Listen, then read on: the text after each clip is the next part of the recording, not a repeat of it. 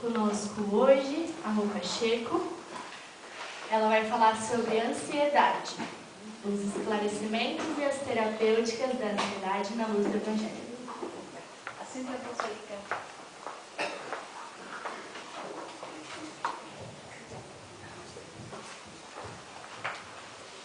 Muito boa noite a todos. Nosso abraço fraterno e os nossos votos de muita paz. Jesus traz uma narrativa em que quando nós falamos de ansiedade, nós pensamos em algo muito moderno, certo? Algo que acomete as pessoas nesse período moderno. Mas nós vamos ver, já pautado nas palavras do Cristo, algo que nos indica esse estado interno, mesmo a sua época e provavelmente antes dela. Então Mateus vai dizer, exatamente replicando as palavras de Jesus: por isso vos digo, não vos preocupeis por vossa vida, pelo que comereis, nem pelo vosso corpo. Como vos vestireis? A vida não é mais do que o alimento, e o corpo não é mais do que as vestes. Ele segue: olhai as aves do céu, não semeiam, nem ceifam, nem recolhem nos celeiros, e vosso Pai Celeste as alimenta. Não valeis vós muito mais do que elas? Qual de vós, por mais que se esforce, pode acrescentar um só côvado à duração da sua vida? Ou seja, um côvado é uma porção, uma proporção. Mas se a gente analisa etapa a etapa, Jesus já fala que nós temos uma característica, a preocupação, certo? Ele fala ali: não vos preocupeis. E lógico que a preocupação não é de todo negativa, né? Mas ocupar-se é muito positivo. Quando a gente lê isso textualmente, Jesus sempre nos atenta que quando nós nos prendemos apenas à letra mata, a letra limita. Mas há uma interpretação profunda por conta da fala de Jesus. Porque ele faz um comparativo, ele vai falar dessas aves do céu. Mas as aves estão numa categoria dentro do processo evolutivo não semelhante à nossa. Mas ele fala que a elas, se Deus provê todas as necessidades das aves, que estão numa condição do ponto de vista da evolução inferiores a nós, e a elas tudo Deus provê por conta de ser exatamente bom e justo, imagine a nós que estamos na categoria do humano, não do animal racional, porque é isso que o Espiritismo nos fala. O animal ainda é uma categoria dentro do processo evolutivo, o qual abriga seres que não têm o pensamento constante, a nossa linha de raciocínio, a nossa capacidade de um pensar retilíneo e, portanto, tirando as nossas dúvidas, fazendo as nossas questões, perguntando e gerando respostas. Essa é a grande diferença de nós para todos os demais reinos. Ora, se Deus provê a necessidade de todos os reinos, por que Ele não proveria a nossa? Será que a gente pode ter alguma dúvida nesse sentido? Se Ele provê a necessidade da ave, e nessa mesma fala de Jesus ele fala, se mesmo Salomão, que é considerado o rei dos reis, não só pela sua sabedoria, mas também pelo seu senso bondoso, ele diz: nem Salomão se veste como os lírios. Então, Jesus faz esse comparativo de que há algo de natural nessa natureza e de uma beleza que não se compara à nossa, mas há algo muito especial em nós também. Mas Jesus então fala que nós somos criatura acima da média, muito preocupadas. Mas por que essa preocupação nos assola? Por que somos criaturas preocupadas? Porque nos preocupamos intensamente com as coisas e a gente vê hoje como algo que ocupa as linhas mais altas dentro dos estudos da psicologia, e a própria Organização Mundial da Saúde aponta não só a depressão, mas como a ansiedade, duas patologias que estão tomando a ponta das doenças que mais tiram as pessoas do senso coletivo e social. Então, por que nós estamos nos preocupando excessivamente? Segundo, o Evangelho segundo o Espiritismo, no item 2 do capítulo 25, Allan Kardec vai fazer uma menção, ele diz: as necessidades do corpo sucedem às do espírito, ou seja, o corpo precisa de algumas coisas para se manter bem? Precisa ou não? Precisa. Então, os espíritos, eles vão dizer que há necessidades que nós precisamos suprir. Sim ou não? Precisamos, existem necessidades básicas para manter esse corpo de forma saudável, que é dormir, que é comer, que é ter um sustento mínimo, que é ter acesso à educação, mas daquilo que gera saúde é dormir bem, o que mais? Alimentar-se bem, atividade física e ter tempo para pausa mental, ou seja, deveríamos ter no nosso cotidiano momentos de pausa. A gente pode chamar isso de meditação, ou um momento de prece, ou um momento mais introspectivo. Essas são condições para gerar saúde, certo? Mas nós precisamos manter o corpo, tudo bem? Nós precisamos trabalhar, nós precisamos gerar um recurso material, e eu sempre brinco que o nosso anjo da guarda não paga a nossa conta de luz. Quem tem que pagar somos nós. A casa vai fazer a rifa para arrecadar o dinheiro no final do ano, porque há uma demanda material e os espíritos reconhecem isso. Há uma demanda. Uma vez que eu estou no mundo corpóreo, eu vou ter uma demanda e eu vou precisar suprir essa demanda. E ele continua o seu raciocínio. Depois do alimento material, ele fala, nós temos a demanda material. Precisa ele do alimento espiritual. É assim que o homem passa da selvageria à civilização. Porque enquanto nós vivemos apenas suprindo a demanda do corpo, nós não podemos dizer que nós somos pessoas civilizadas. Porque o selvagem age assim, ele vai suprir sempre e tão somente a sua necessidade física. E nessa condição do selvagem, que busca o seu alimento, ele é ansioso? Não é ansioso. A gente não vê um índio com ansiedade, eu vejo. Não. Porque o contexto onde ele vive, daquilo que ele precisa, está muito de encontro à sua necessidade. Então vejamos bem, na medida em que nós passamos por um processo de esclarecimento ao longo da vida, as nossas necessidades mudam ou não? Mudam. E mudam bastante. E aí que nós vamos perceber que essa ansiedade passa a ter episódios maiores e muitas vezes estáveis.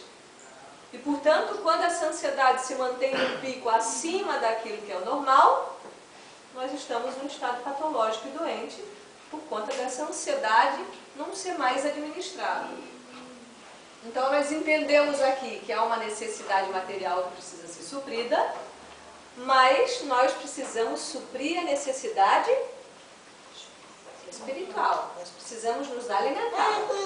Que é isso, a gente está aqui se alimentando, certo? Tanto eu falando, quanto vocês na condição de ouvintes. Mas nós todos nos alimentamos disso, porque a claridade que a gente recebe com doutrina espírita é um alimento para as nossas almas. E Kardec vai seguir falando, né? Porque se a gente volta ao texto de Jesus, por exemplo, não vos preocupeis por vossa vida, pelo que comereis, nem pelo vosso corpo, pelo que vestireis. Se a gente leva isso ao pé da letra, o que a gente faz? Não se preocupe mais com nada, nem com alimento, nem com a vestimenta. O que a gente faz? O que acontece? No mundo de hoje nós abrimos mão da vida, na realidade. A gente se acomoda, né? Se eu não fizer nada, o que acontece? Nada vai acontecer. Sim. E os espíritos vão dizer que a questão não é não fazer o mal, é deixar de fazer o bem.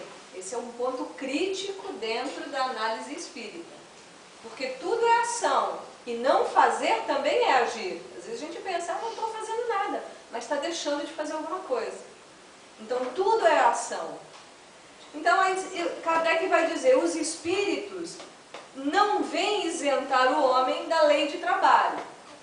Então quando a gente estuda didaticamente e por todas as vidas, não só nessa, a gente precisa estudar o Livro dos Espíritos, que é a base, onde Kardec ele vai trazer todo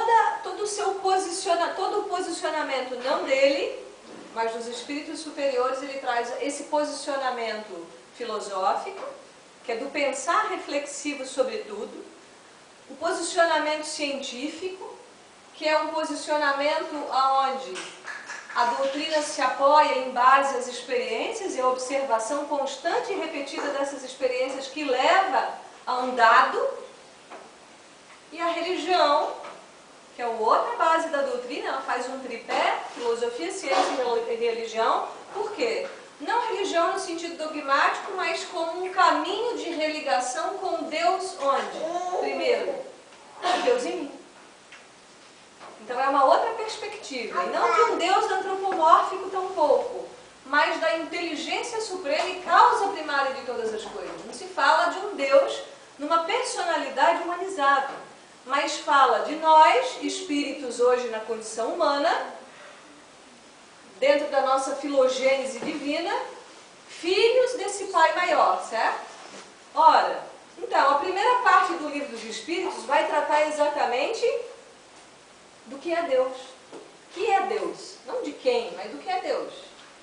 Porque é preciso partir dessa compreensão para entender na sequência, porque nessa primeira parte já vai se falar que elementos nós poderíamos dizer que o universo é composto, que os universos são compostos. Ele vai falar Deus, que é o Criador, Espírito, que é a criação de Deus, e matéria, que é a criação de Deus. O que é a matéria? Fluido cósmico universal, que vai assumir todas as formas, certo?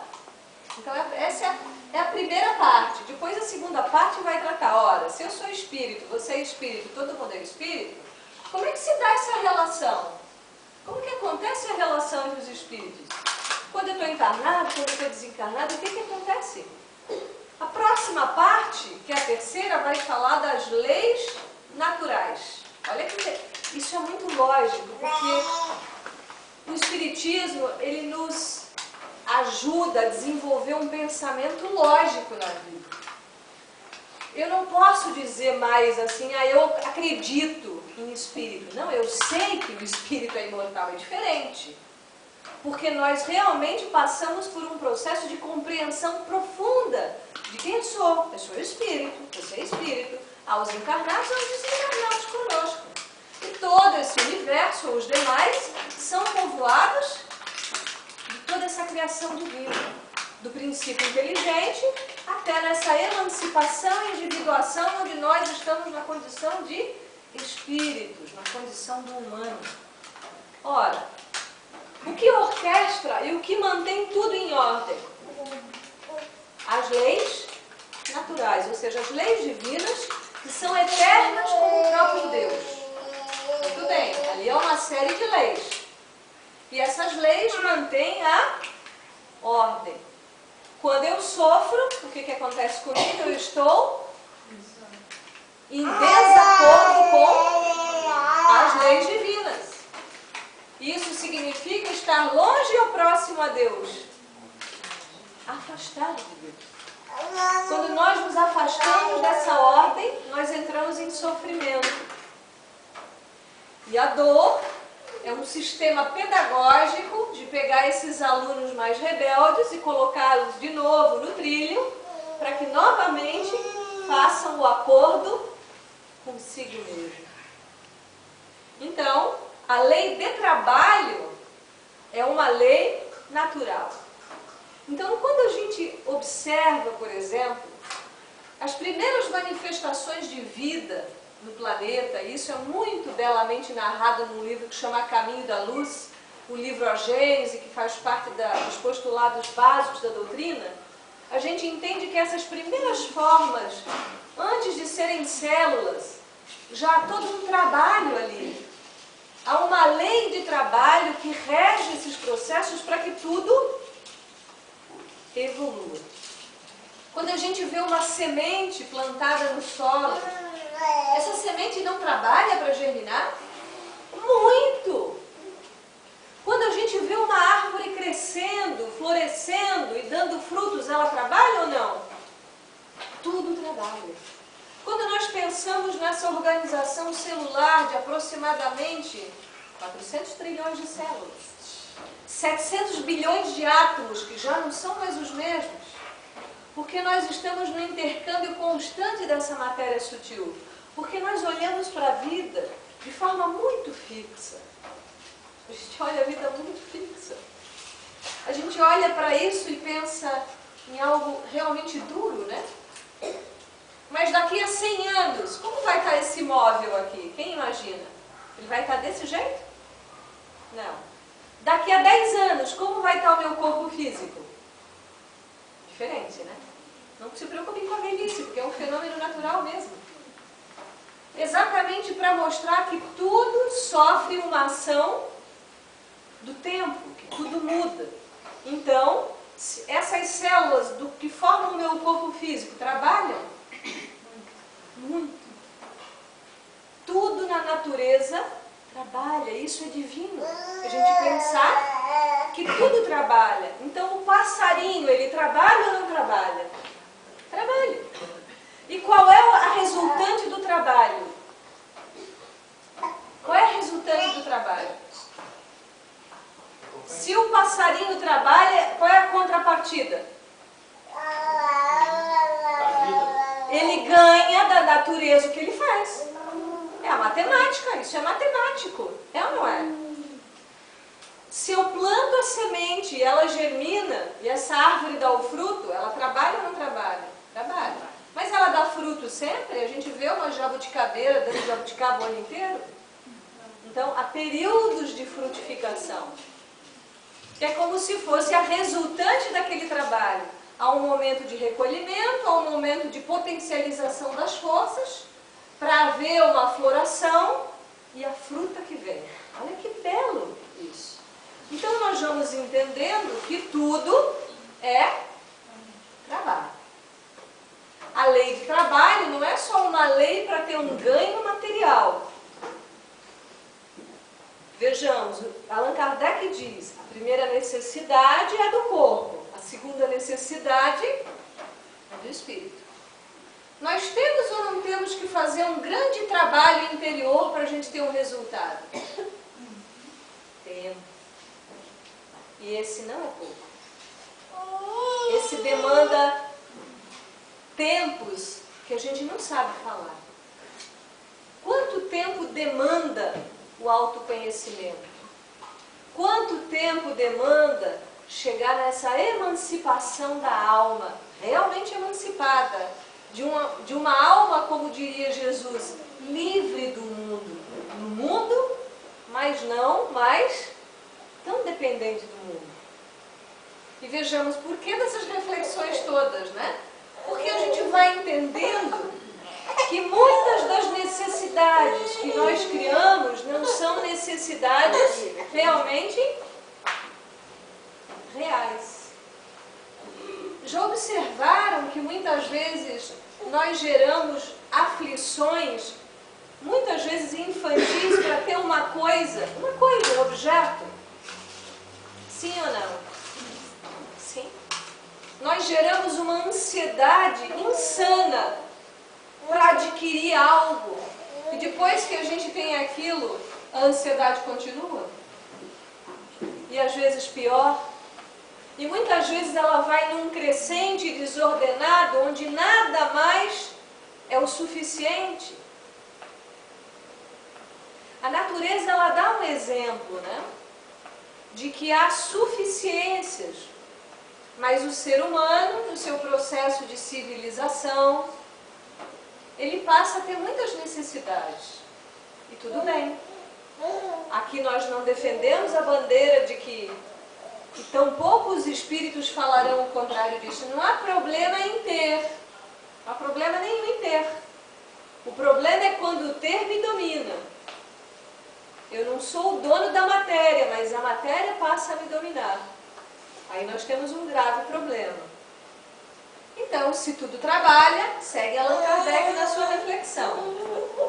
Deus conhece as vossas necessidades e a elas provê. Sim ou não?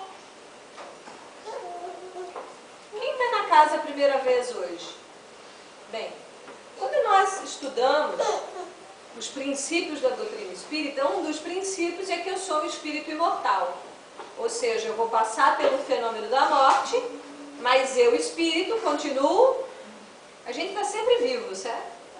A gente vai estar aqui vivo, sem corpo vivo. Encarna de novo, continua vivo, sem corpo, está sempre vivo, tá?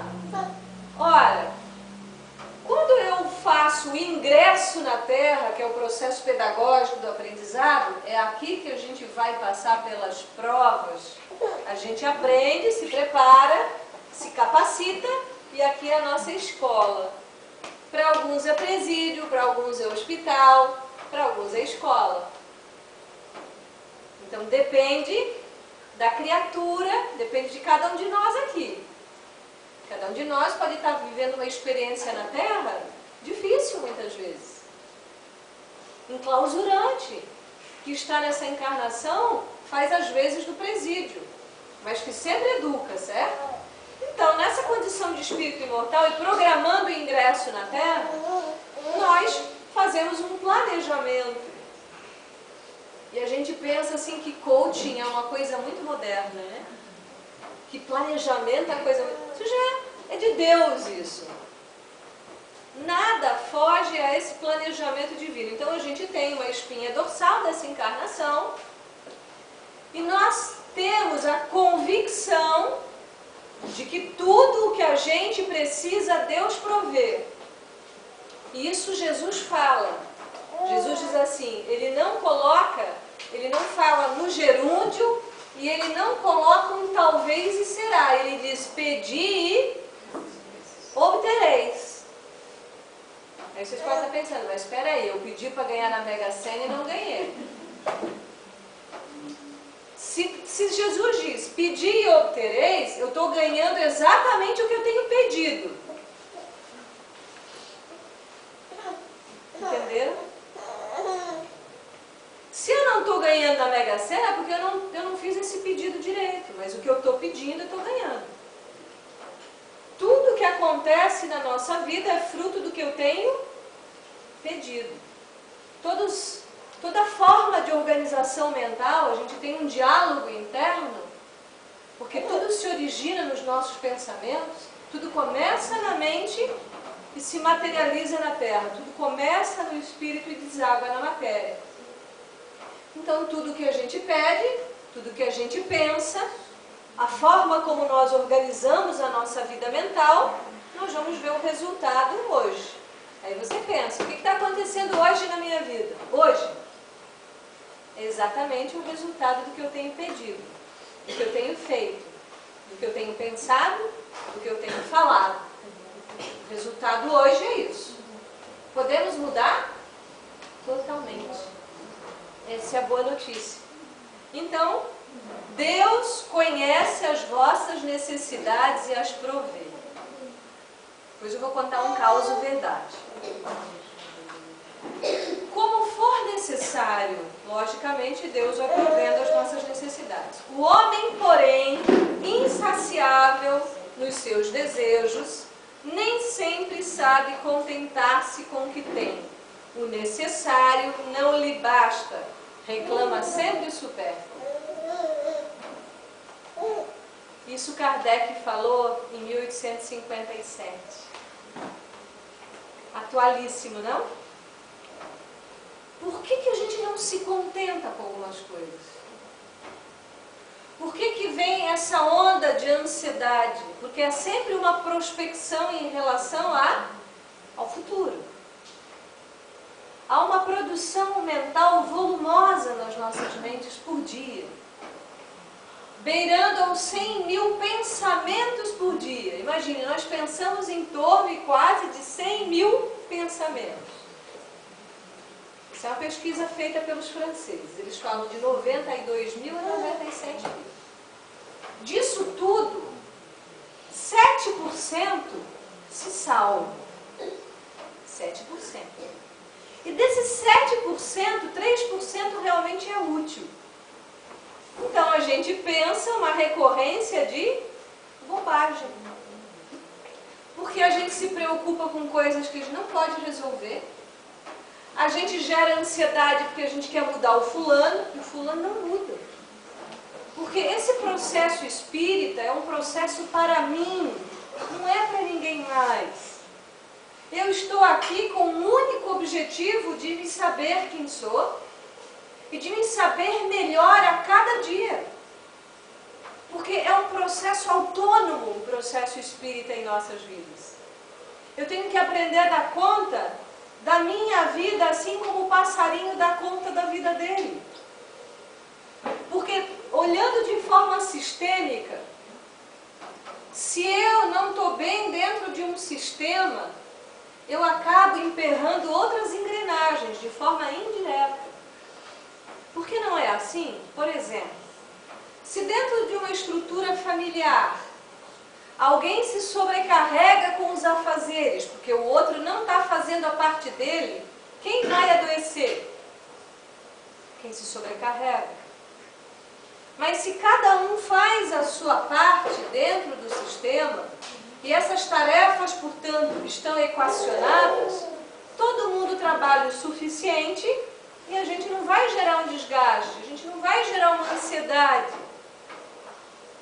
Porque eu tenho que trazer isso para mim, eu não posso pensar agora, puxa, por que o fulano não está aqui escutando essa palestra? Não é para ele estar aqui.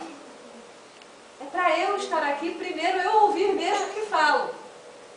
E cada um de nós, encarnado e desencarnado, que está aqui. Ora, agora o caos.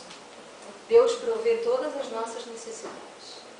Porque isso não quer dizer que a gente não deva progredir e adquirir e prosperar. Mas a questão é quando isso se torna a meta maior na minha vida e eu não me contento. Sempre está faltando algo. Porque nós queremos suprir algo que não é material. E por isso que vem essa necessidade. O ansioso, por exemplo, ele respira como? Longo ou acelerado? Acelerado. O ansioso come mais ou come menos? Come mais. Porque esse sistema nervoso dele está totalmente desconectado, em desequilíbrio. É uma criatura que está sempre se balançando, sempre se cutucando, sempre lá na frente.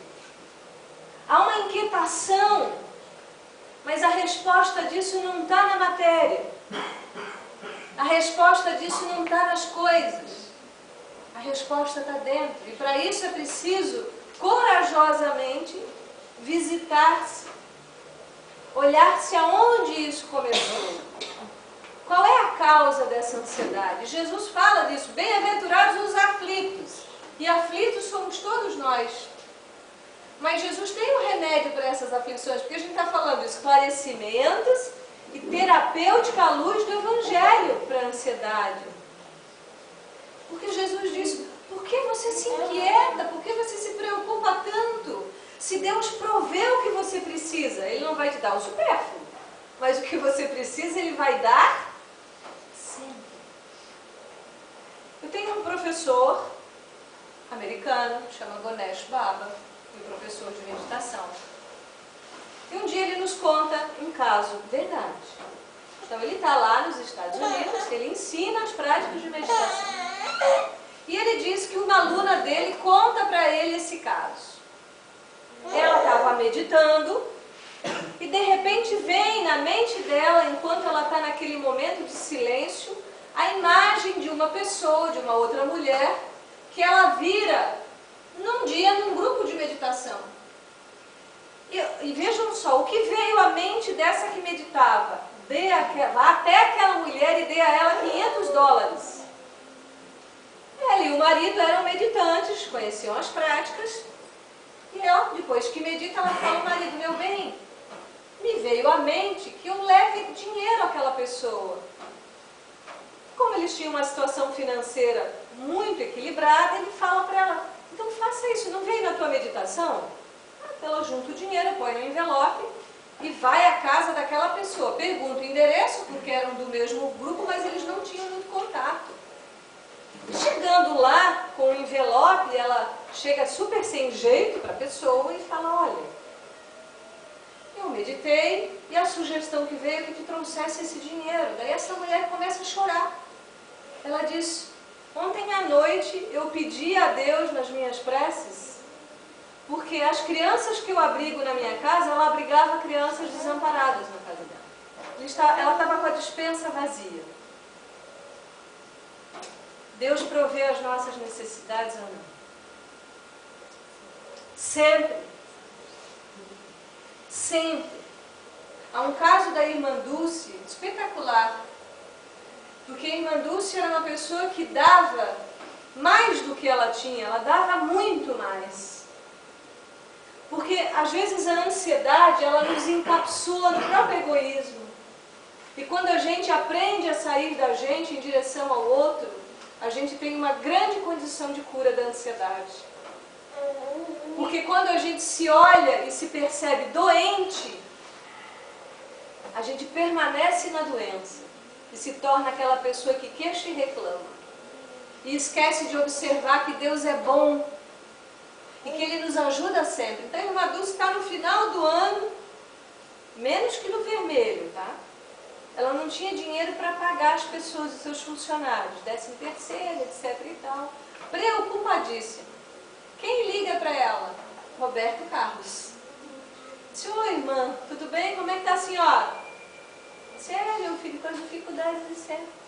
O que a senhora está precisando? Ah, você sabe, final de ano, né? Aquele jeitinho baiano, né?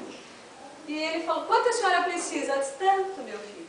Então tá, estou avisando a minha secretária, amanhã ela deposita o dinheiro. E ele mandou a mais do que ela precisava.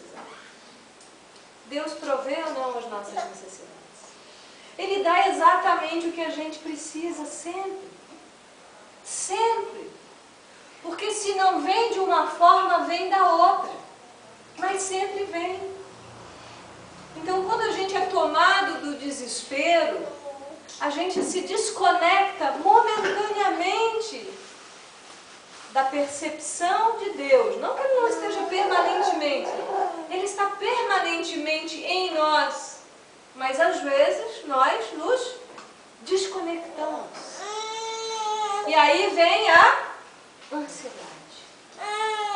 E seguindo o raciocínio, confiar na providência divina, mas fazer a parte que nos cabe. Eu confio, mas eu tenho que fazer a minha parte. Qual é a minha parte?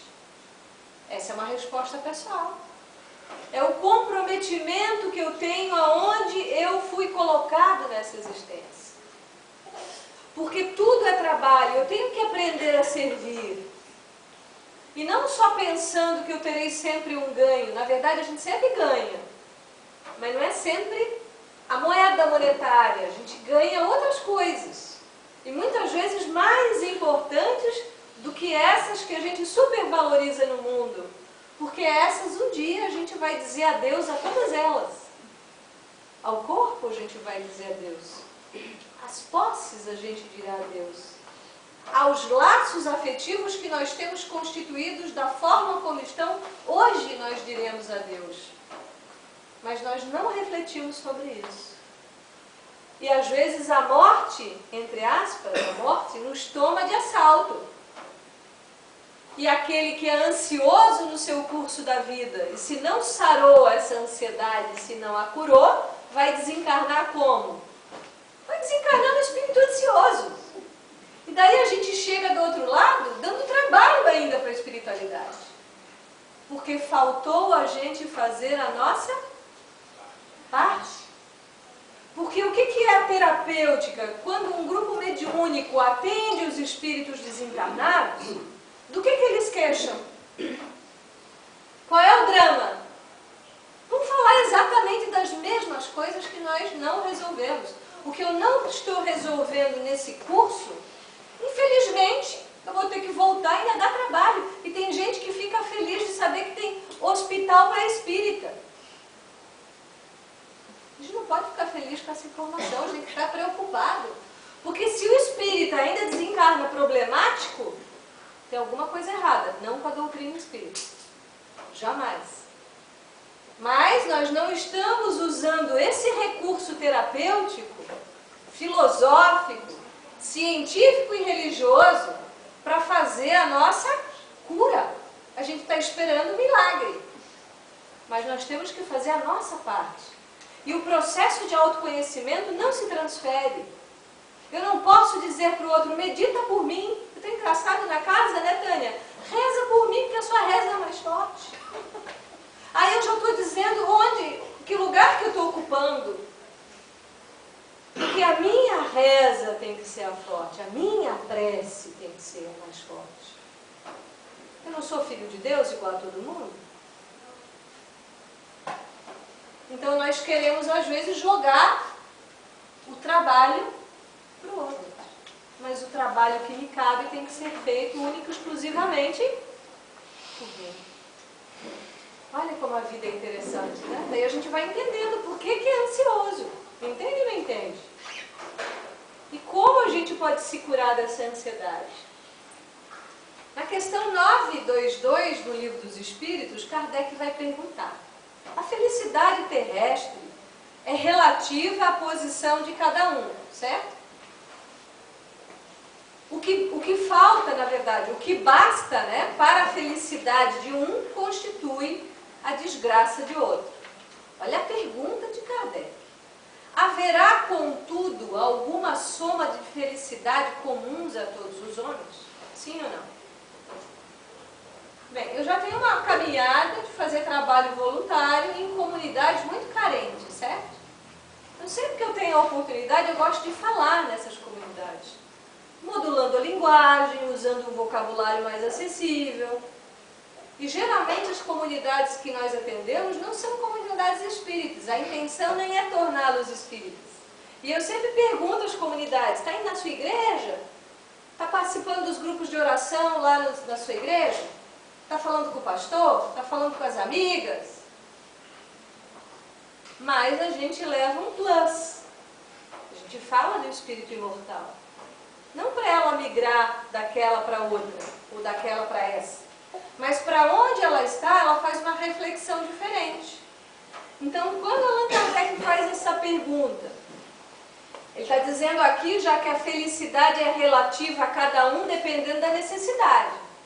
Porque elas lá no bairro, lá no Conde Vila Verde, elas moram numa casinha, o centro espírita ajuda com a cesta básica, mas dá orientação espiritual, o pão para o espírito. É preciso que a gente alimente a alma. Porque se faltar o pão do corpo, mas se eu tiver o pão da alma, eu vou ter ansiedade? Não vou ter. Não vou ter ansiedade.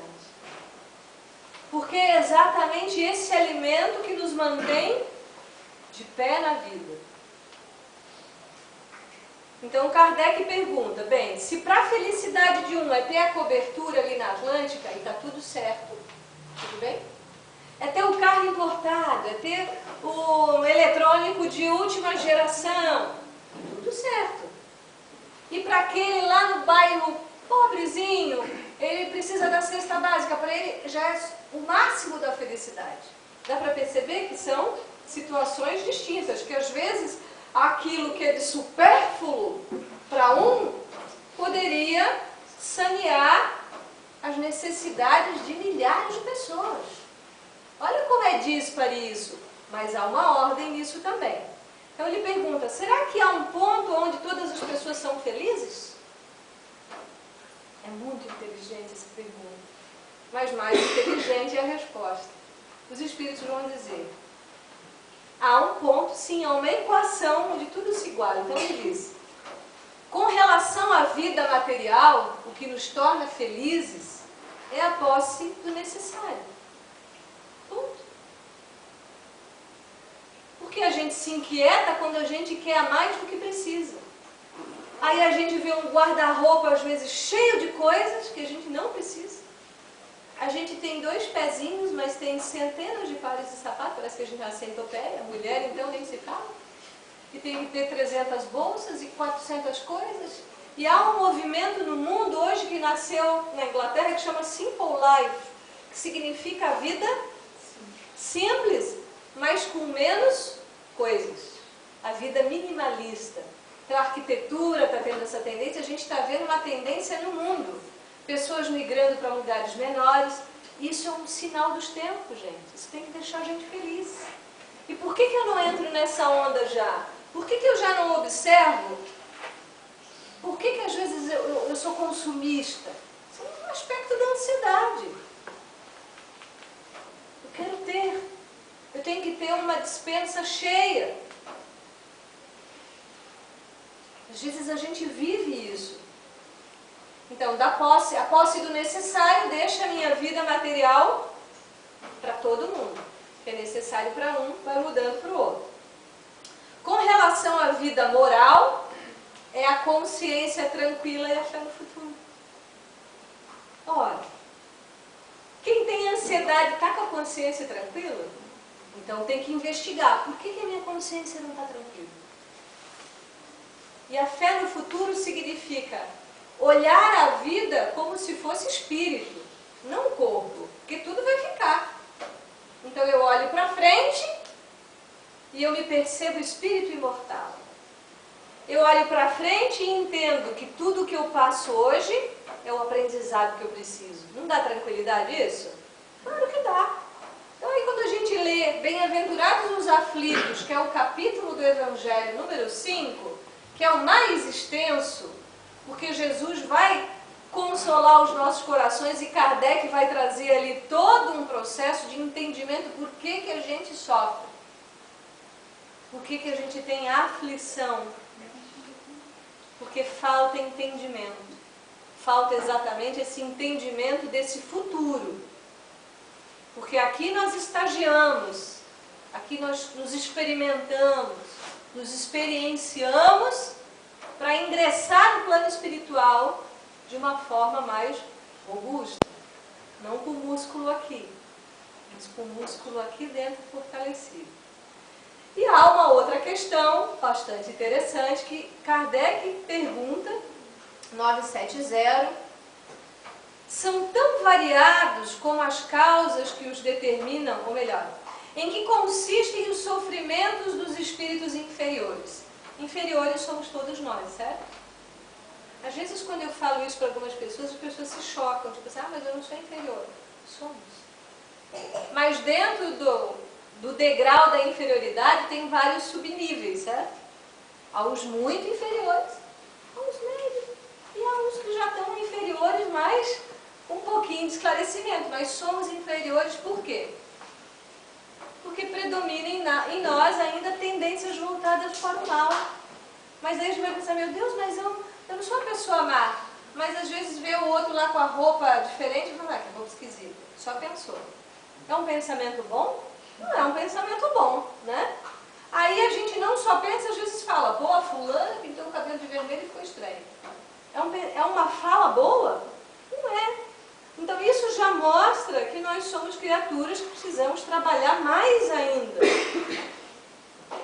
a nossa saída dessa inferioridade. Então Kardec vai perguntar em que consistem os sofrimentos dos espíritos inferiores. Está falando, por que nós sofremos? Preparados para a resposta? Então apertem os cintos, tá? Mas a gente vai se animar, calma. São tão variados como as causas que os determinam e proporcionados ao grau de inferioridade. Então, quanto mais inferior, mais sofrimento. Porque está mais próximo da matéria.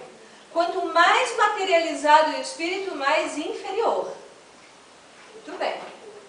Como os gozos o são de superioridade, ou seja, ele fala que a felicidade dos espíritos superiores está proporcionada, esse gozo, essa alegria dos espíritos superiores, porque eles já se desmaterializaram muito, já se desvincularam muito. Então ele faz um contraponto. Sofremos muito porque somos inferiores e seremos um dia muito felizes porque a gente já desvinculou-se da questão material. E ele segue. Podem resumir-se assim, vai seguir a lista, tá? Qualquer semelhança não é coincidência. Invejarem o que lhes falta para ser felizes e não obterem aquilo que invejam. Aí já começa uma infelicidade dentro de nós. A gente quer ter algo que é do outro. Isso já é uma projeção de inferioridade, né? Porque se eu acho que o outro é melhor do que eu, se eu quero uma coisa que ele tem, eu estou dizendo que eu sou bom ou não? Eu estou dizendo que eu não sou bom. Ah, mas eu quero ser daquele jeito. Observa quantas qualidades tem dentro de você. Você observa, você consegue reconhecer os seus dons? As suas características positivas, aquelas que te fazem ter um brilho diferente no mundo, porque é isso que Jesus diz para nós, brilha a vossa luz. Não brilha através da luz do outro. Não copia ninguém. Busca a tua autenticidade. Isso diminui a ansiedade? Muito. Verem a felicidade e não na poderem alcançar. Às vezes a gente pensa, nossa, se eu tivesse aquele corpo, aquele dinheiro, aquela inteligência, eu seria feliz. A gente não sabe o que aquela alma está vivenciando naquele lugar. Às vezes a pessoa tem tudo, tem dinheiro, tem beleza, tem inteligência, isso garante que ela é feliz? Muitas vezes as pessoas mais infelizes estão nessa condição. Pesar gera sofrimento, aquele pesar interno, aquela sensação sempre de peso na vida. A gente tem que prestar atenção se a gente se sente assim. Ciúme, raiva, desespero, motivados pelo que os impede de ser ditosos. Remorso, que é o sentimento de culpa, e veja o que o Espírito vai dizer em 1856, por aí, essa resposta. Ansiedade moral indefinível. Ele falou isso há 160 e poucos anos atrás. Ansiedade moral indefinível gera sofrimento. Ele está dizendo que a ansiedade é um problema de ordem moral. Falta desenvolver qualidades dentro de nós. Porque ainda essa moralidade, porque a moralidade é um convite de despertar virtude. Bem, amor, respeito ao diferente, paciência, entre outras coisas. Desejam todos os gozos e não os podem satisfazer, eis o que os tortura. Então a gente retoma aquela fala, né? Deus conhece as nossas necessidades e a elas provê, como for necessário. O homem, porém, insaciável nos seus desejos, nem sempre sabe contentar-se com o que tem. O necessário não lhe basta. Então, eu encerro essa reflexão considerando que Jesus nos deixou toda uma esperança. Ele fala para nós que dentro de nós há um tesouro que nós não procuramos. A gente procura esse tesouro fora. Nós temos que procurar esse tesouro e achá-lo dentro de nós. A jornada muitas vezes vai ser solitária. Muitas vezes essa jornada para dentro vai ser difícil. Mas o sacrifício contém o divino mistério da vida. Toda vez que nós fazemos um pequeno sacrifício para mudar um hábito, nós temos um ganho. Toda vez que nós abrimos mão de algo que nos faz mal, nós temos um bem nascendo dentro de nós. Nós temos uma luz despertando dentro de nós. E Jesus diz que nós somos deuses. Há potências infinitas dentro de nós. Há substâncias químicas no nosso corpo capazes de curar as nossas doenças. Porque as doenças são geradas por nós. O sofrimento espiritual que nós somos acometidos é gerado por nós. E a cura depende de nós. Essa é a autonomia que o Espiritismo nos dá. Nós temos tudo dentro de nós para sermos pessoas felizes, livres, autônomas. Eu adoro essa palavra, autonomia. Ser o dono da própria vida. Então o nosso livre-arbítrio, a nossa capacidade de escolha se alarga na medida em que a nossa consciência se avoluma, porque aí nós seremos aquele servo de Jesus no seu trabalho. Nós nos daremos para essa causa. E eu convido a todos, querem curar a ansiedade? Trabalhem bem, façam algo por outras pessoas, tirem do tempo, laborem na boa causa, porque aí começa uma cura sem dúvida nenhuma. Agradeço ao convite da casa, sempre muito fraterno, e agradeço muito a atenção de todos. Muito obrigada.